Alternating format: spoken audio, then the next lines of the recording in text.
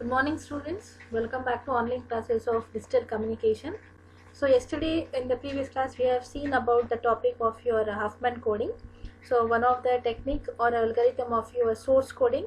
So we have seen Shannon-Fano coding as well as your Huffman coding, and I have given the assignment for you people. So I think you have done with both the assignments. So today I'm going to share the link for you people as to submit the assignment. I hope this is the second or third assignment, I don't remember. Please let me know. So I'll be sharing the link along with your attendance link, so you people can update your assignment. The two problems that I have given, I'll repeat it once again. That is Shannon-Fano algorithm and problem related to that one, and Huffman coding algorithm also we have discussed, and that problem. I hope everyone has got that problem. Except one or two students, no one has asked me the doubts and about the problem. So I appreciate that one or two students have given me the response of the problems. Rafi is also doing very well, and of course Shoaib. They both have always asked me about the doubts regarding problems and all. Others are giving the attendance, but no one is properly responding. So I request all the students to please do watch the classes regularly and follow up the faculty if you are having any doubts. Maintain the running notes, which is very important, because at last moment if you go and study you won't get it. At least if you see the class now, you'll get a small an idea. When you're going for the exam, then at least you'll remember, that was the thing that we have read, we know that one. At least you'll get some idea. So it was a request to students to please do watch, because all the faculties are they're giving their 100% and putting lots of effort for you people. Right? So today we move on to the next topic that we are having here is discrete memoryless channels. Okay, what is meant by discrete memoryless channel? What actually channel means? What do you mean by channel? Channel is nothing but a medium which will be transmitting your data from a transmitter to the receiver, isn't it or not? So in communication, the channel may be defined as a path or a medium through which your symbols or messages that will be moving or flowing from a transmitter end to the receiver end. So what is the channel that I am using here? Because I am sitting here at my home and transmitting all this data or all my messages or symbols to you people. You people are the receivers. So how your data is going over there? It is nothing but a medium, a channel. And which channel I am using and you are using? It is not wired. Of course it is wireless channel. Either it may be a Wi-Fi or you will be using your mobile data or something. So that is a particular channel that you are using for the communication, so that you will be receiving the messages or the symbols from transmitter to the receiver end. Okay, that is the flow of symbols that is getting to you. Now here in this class we are going to see discrete memoryless channels. Channel, you know what is that one? Memoryless is, it means that you are not saving the data. See in this figure, I am transmitting this data. It is not just saving, it is directly giving this data to the output at the receiver end. It means you are not storing that one. So it is memoryless. Whatever the input data you have given, that is directly given as the output. So it is not depending upon any previous outputs or something. So directly it is giving. So your current output depends only on the current input, because there is no previous output that will be stored in this particular part or medium. So that's the reason we are saying it as memoryless. It means your present in output is depending only on the present input. You are not having any memory here. So that's the reason we are calling it as memoryless. Now comes to the discrete. What does this discrete means? You are transmitting the symbols. Of course, right? Here you can see x1, x2, x3, so on, xn. So particular symbols, as it is digital communication, you are converting analog signal into digital signal and then transmitting. Digital means digitalized. Discrete symbols means ones and zeros or some values that has been transmitted. So that's the reason you are having some finite value, and that finite value symbols or message has been transmitted from a transmitter to the receiver. So that's the reason these are called as your discrete memoryless channels. So I hope you are clear with this discrete memoryless channels. Yes, ma'am? So I'll read it out whatever I have written over here. So a communication channel may be defined as a path or a medium through which the symbols or the messages will be flowing from the transmitter to the receiver end. And a discrete memoryless channel is satisfied with the model of an input X and the output Y, which is already shown here. These are the number of inputs and these are number of outputs. So this channel will be showing the probability of output divided by the input. So this is how you will be finding the output value over here. Probability of y of j divided by xi. Nothing but output divided by input. So during each time interval, the channel accepts an input symbol from x. One interval, one channel will be accepted, and that E will be transmitted by the or generated at the output. Fine. So during each time interval, the channel will be accepting only one input x, and in response to that one, it will be generating only one output, that is y. If you are transmitting x1, then this will be generating only one output, that is y1. So the channel is said to be discrete when both x and y are finite values, because these are called as your discrete signals. And the channel is said to be memoryless because what we have said, only the current output depends only on your present or the current input value only. So that's the reason we are saying that it is a memoryless channel, because it's not storing directly whatever the input you have got, that output they are producing that particular output. So that's the reason it is called as your memoryless channel, and each possible input to output path is indicated along with the conditional probability, and that is given as your p yj divided by xi. Okay, so each possible output path is indicated. How you are indicating? By using a conditional probability, and that can be given as p of yj divided by xi. If I am going to find out x3 value, x3 I am transmitting. Okay, this particular input has been transmitted, and what will be the output I will be getting? P of y3 divided by x3. Yes, we are using a conditional probability. So if I go for a channel representation or a channel matrix representation of this particular discrete memoryless channels, then it will be looking something like this.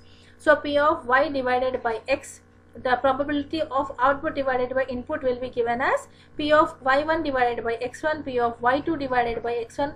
Means these are the outputs that you will be getting when you are transmitting the input. Okay, x1 has been transmitted as input. You are having these many probabilities of getting either y1 or y2 or y3, so on. So we are getting these many probabilities. If I am transmitting x2 as the input, then what are the probabilities? Conditional theorem. Okay, conditional property. What are the different probabilities that I will be getting over here? That are your P of y1 divided by x2, P of y2 divided by x2, so on up to P of ym divided by x2. So that is how you will be getting. Or if you are transmitting xn as an input, then these are the conditional probabilities or the probabilities that you will be getting these outputs, like P of y1 divided by xn, P of y2 divided by xn, so on, P of ym divided by xn. So this is a channel representation of your what is that? Discrete memoryless channel or DMC. Okay, I hope you are clear with this topic. You may expect this question for 2 marks, ma. This is very important. Whole this second chapter is very important, and I really hope that you people are finding it very interesting, because this chapter is full of equations, problems, very interesting problems. Shannon-Fano was also very interesting, and Huffman coding was also very interesting. Now we will be having some problems related to this one also. But before we move on to the problems, we will also see what are the different kinds of channels you are having here. Okay, one, we have seen the discrete memoryless channel. Now we'll move on to the different types of channels that we will be having. So there we will be having three different kinds of channels. Sorry, three different kinds of channels. One is your lossless channel, okay, deterministic channel, and third comes to your noiseless channels. What I have said, lossless channels, then you will be having deterministic channel, then third one you will be having noiseless channels. These three we'll discuss here. Okay, what does mean by noiseless channel? It means that if there is no information is in the transmission, then there is no loss. Okay, I'll repeat it. A channel is described by a channel matrix with only one non-zero element in this one. Only one non-zero. Okay, in each column is called as your lossless channel. It means that if you are having only one non-zero element, whatever it may be, you should be having only one non-zero element in particular column. So that will be called as your lossless channel. It means no source information is in the transmission. Okay, so that means you are not getting any kind of losses in that particular channel. Okay, so the condition should be that for you, if you are going to show this in the channel matrix, then only one non-zero element should be present in one column. Then that particular channel is called as your lossless channel. See, in this column we are having 1, that is one non-zero element. In this particular part 3 by 4 there is only one non-zero element. Here you are having 2, that is other 2 are zeros. So we are having only one non-zero element in each column. So that particular type of channel is called as your lossless channel. When comes to the deterministic channel, okay, a channel described by a channel matrix with only one non-zero element in a row or in each row is called as your deterministic channel. Okay, now P of y by x is equals to 1 0 0 0 0 to 1 0 0. It means that in every row we are having only one non-zero element, correct?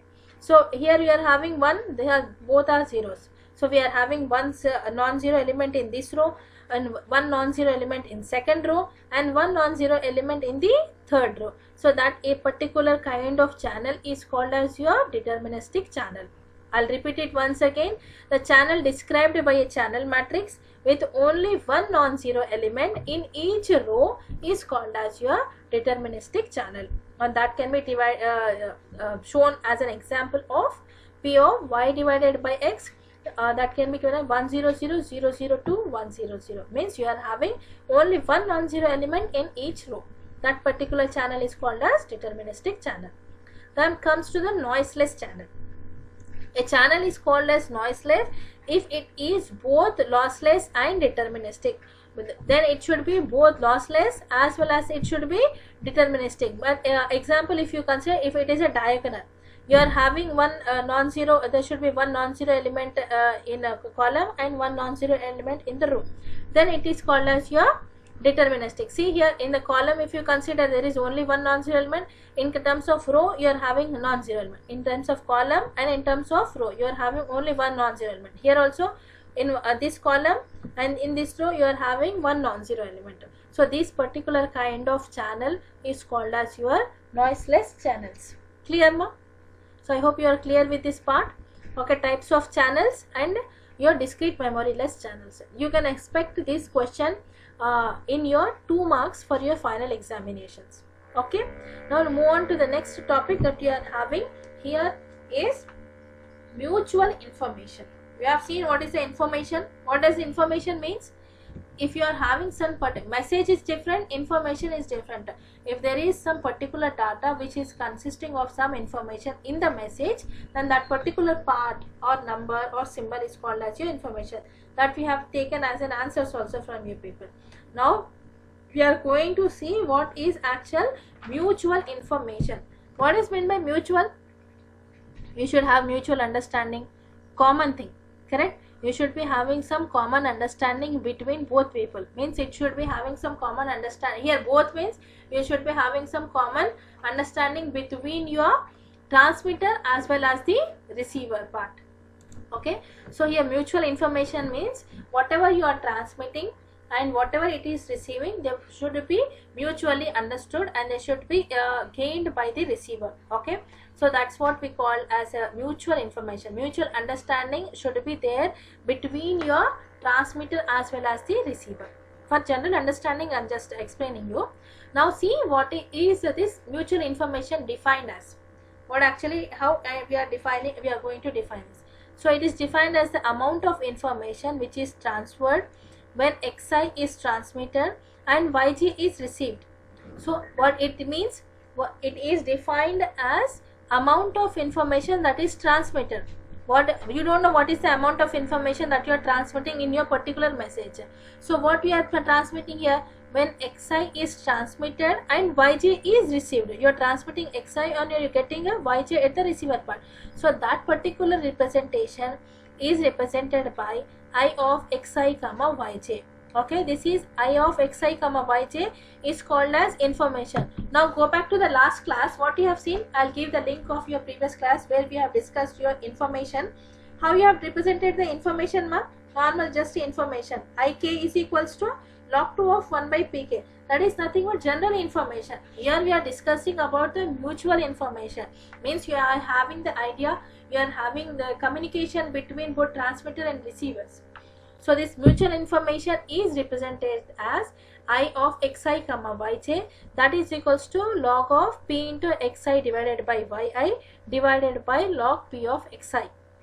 Okay, probability of output input divided by output, and this is the probability of your input, ratio of these two. Okay, so mutual information is the amount of information that is transferred when xi is transmitted and yj is received, and it is represented as xi I of xi comma yj, and it is given as I of xi comma yj is equals to log p of xi by yj divided by log of xi.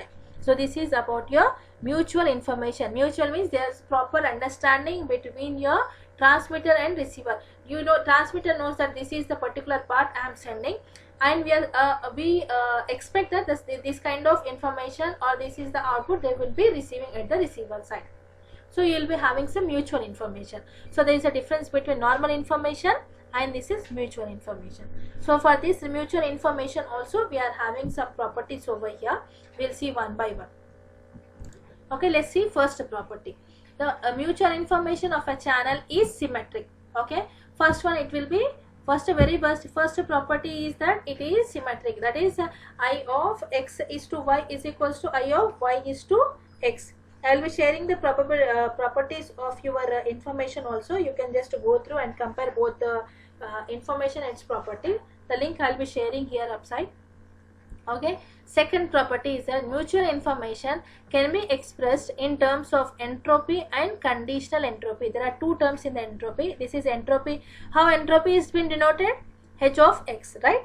So h of x is the entropy, and it is h of x divided by y is called as your conditional entropy.